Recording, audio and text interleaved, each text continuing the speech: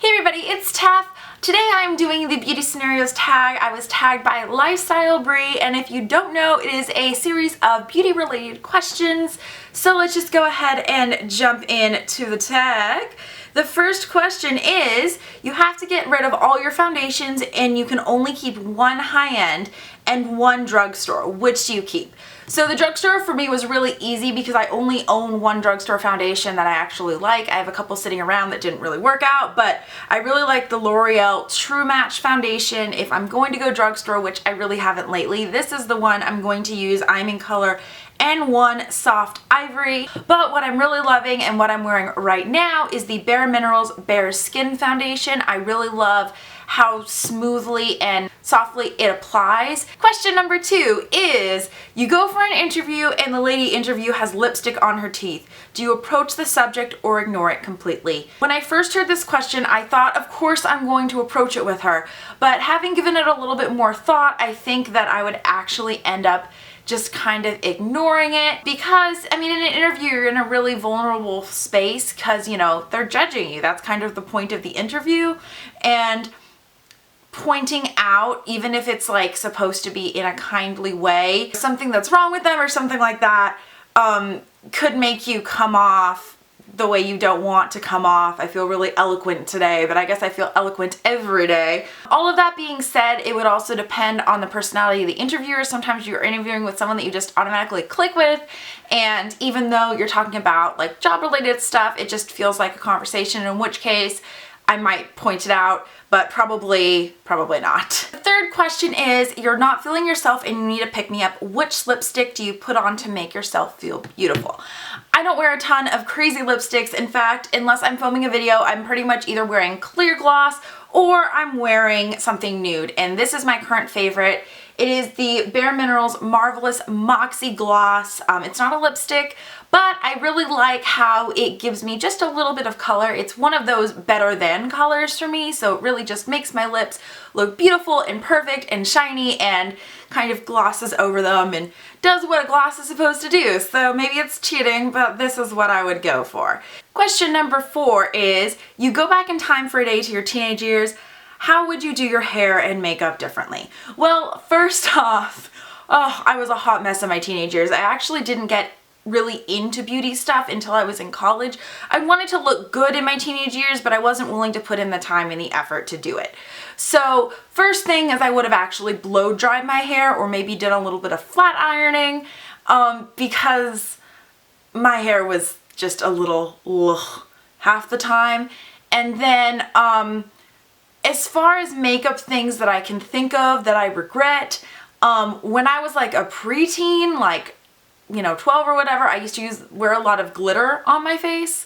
I kept it to like cheeks and forehead. I don't know what was going on. It must have been in at the time. So I'd either not do that, or my first eyeshadow compact was a Wet n Wild compact with 4 different purples, and I would like wear that on my eye, and I know I looked like a clown. I don't think I still have it, but just based on my memory of the colors, it was like a light purple, 2 medium purples, and a dark purple, and that would be like all I wore. I'm sure I looked like a clown.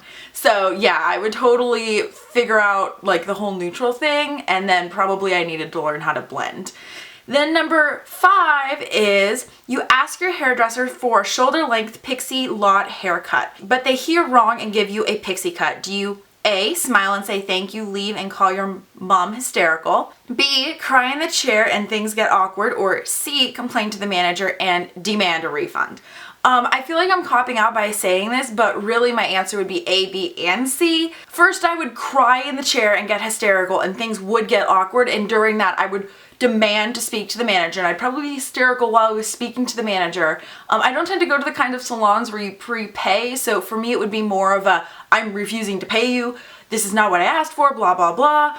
And then after the whole ordeal was over, I would go to my car and I would call my mom hysterical. Number 6 is, your friend surprises you with a 4-day city break and you have 1 hour to pack. Which do-it-all palette do you pack in your makeup bag? That's totally easy. This is my Steal It in the Light palette. It's been my current travel palette, and I really love it because it has so many of the colors that I need. I've been using these 2 on my lids. In fact, I'm wearing this one on my lid, these 2 on my crease. It has the dark colors if I need to do something smokier.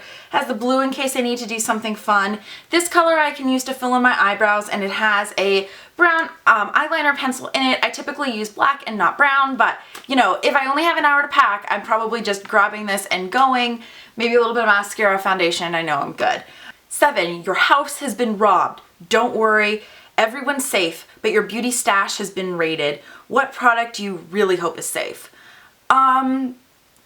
I can't come up with a truthful answer to this question, because if my house has been robbed, realistically, my beauty stash would be the last thing on my mind. I'd be a lot more worried about my camera, my computer, basically my really expensive electronics. So, just, I don't know, for lack of a better, I can't think of anything that really stands out. Almost everything I could repurchase, and yeah, I don't know. I feel like it's a total cop-out, but it's the truth. I would have my brain in so many different places, and I would not even be worried about my beauty stash in a case like that. And last but not least, number 8.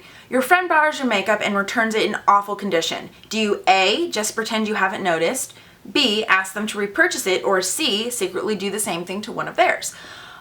Just thinking about how I would do this, probably I wouldn't notice at first, because typically when people give things back to me, I don't like go and inspect it immediately.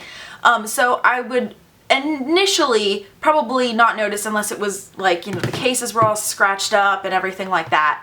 I'm thinking it's more of like a, you know, broken makeup and gouged and stuff like that. So I'd probably get it home and be in shock at first and kind of avoid the issue for a day or so until it kind of subsided, and then I would be like so frustrated I'd go to them and demand that they replace it. So those are all the answers to my questions, so it's time for me to tag somebody else.